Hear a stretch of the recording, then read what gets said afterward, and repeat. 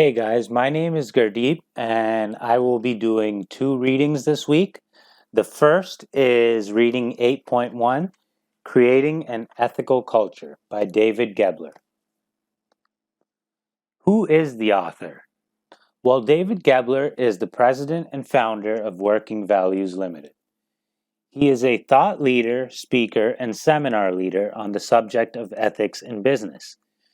He has been helping organizations live their values for around 20 years and advises global leaders on how to leverage their organization's culture to create value, save money, and stay out of trouble.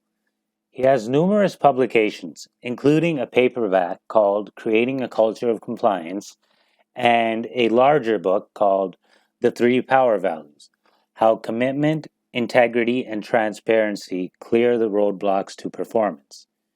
He feels strongly that laws are only part of the solution and too many rules overburden employers.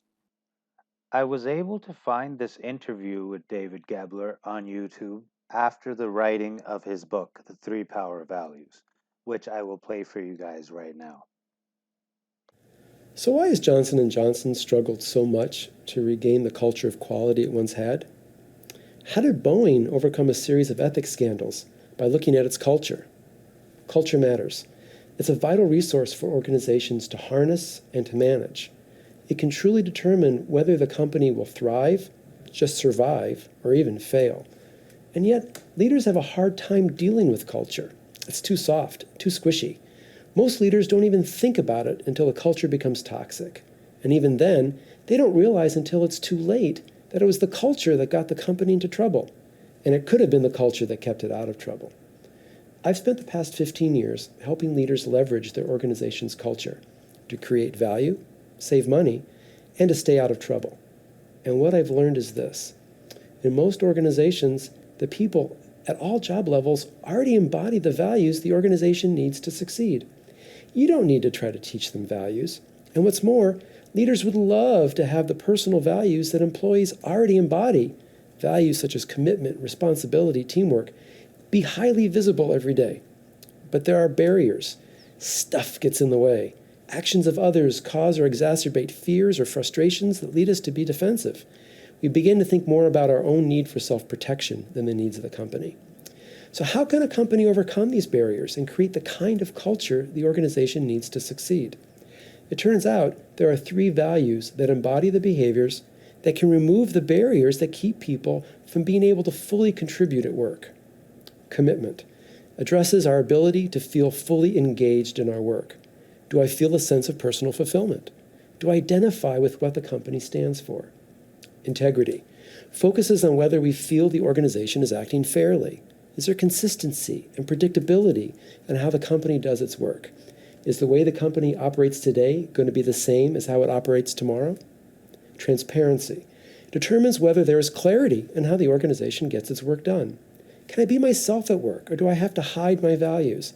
Is it safe to speak up when I have questions or issues? The three power values outline the steps leaders can take to better understand how their culture influences behavior and what they can do to remove these barriers to performance. So now that we've heard a little about his philosophies, let's get back to the reading in question. David's perspective on creating an ethical culture.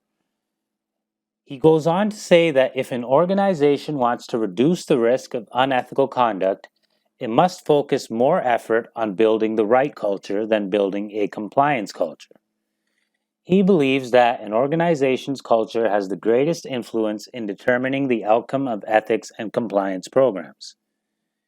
David says that the companies should not measure the success of their ethics and compliance programs solely based on the number of employees who have attended such programs, and instead success should be measured based on four key outcomes that help determine the success of a program.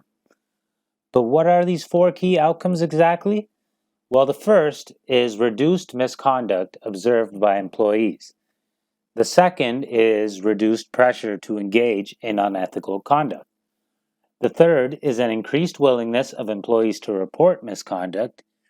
And the fourth is a greater satisfaction with organizational response to reports of misconduct. These outcomes will only move in the right direction if the company first establishes the right culture. Why compliance programs alone are inefficient? Well, the reason is that most programs are generated by corporate and spread throughout the organization. And the measurement of success of these programs is based solely on the number of employees in attendance. Culture cannot be measured as such, and is in fact the sum total of all of the collective values and behaviors of all employees, managers, and leaders. He gave an example of how organizations can have a policy prohibiting retaliation against one who brings forward concerns, but creating a culture where employees feel safe to do so requires more than just a policy and code training.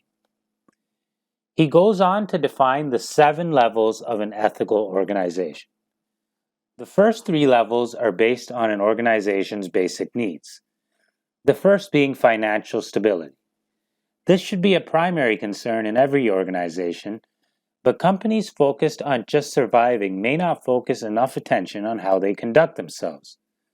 This can create a negative cycle where managers may exercise excessive control and employees work in an environment of fear. He gave an example of this at the beginning of the reading with the WorldCom scandal, where one of the accused, a Mrs. Vincent, who was one of the lowest ranking members charged in the conspiracy, never expected her decisions to lead her to be tried in court and ultimately sentenced. She was simply following orders from those above her, who were following orders from those above them. The second key level is of communication. Without good relationships, David says that integrity is compromised.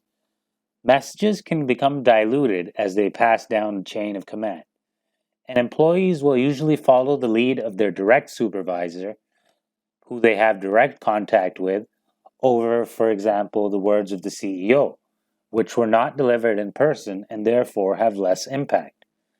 When corporate leaders meet behind closed doors, this can also lead to the formation of cliques, and leaders become more focused on their own success rather than the success of the organization.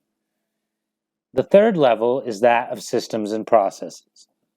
Organizations that succeed at this level see internal controls as an opportunity to create better, more efficient processes. However, organizations need to be alert to limiting aspects of being too focused on the processes. Being efficient still has the potential of leading to a bureaucracy and inconsistent application of the rules. The fourth level is accountability. Organizations must strive to create an environment where employees and managers take responsibility for their actions. This doesn't mean that employees need to be micromanaged, and they should feel as if they have a personal responsibility for the integrity of the organization. This means that all employees must feel as if they are being heard. Levels 5, 6, and 7 are for the common good. The issue at level 5, being alignment, is that there must be a shared vision of the future and a shared set of values, which helps give clarity and direction to the employees and provides guidance in terms of decision making. Level 6 is that of social responsibility. Employees need to see that the organization is making a difference in the world through their products and feel as if the company cares about them. And finally, level 7 is that of sustainability. To be successful at this level, organizations must embrace the highest ethical standards in any interaction, and they must always consider the long-term impact of their decisions. Employee values are distributed across all of these levels. Some organizations may focus on the first 3 and have fully developed values but lack on levels 5, 6, and 7. These may be organizations with great infrastructure of control and procedures, but lack the accountability and commitment of employees to go any further. Others are developed at levels 5, 6, and 7, but lack the first 3. These could be organizations that have visionary leaders and excellent social responsibility programs, but lack the core systems to ensure that the commitments are embedded in day-to-day processes. So how can compliance leaders move their organization to these new directions? Well, there's 4 basic steps. The first is that the criteria for success of an ethics program must be outcome-based. Simply checking off elements will not change behavior. The second is that organizations must identify the key indicators of its culture.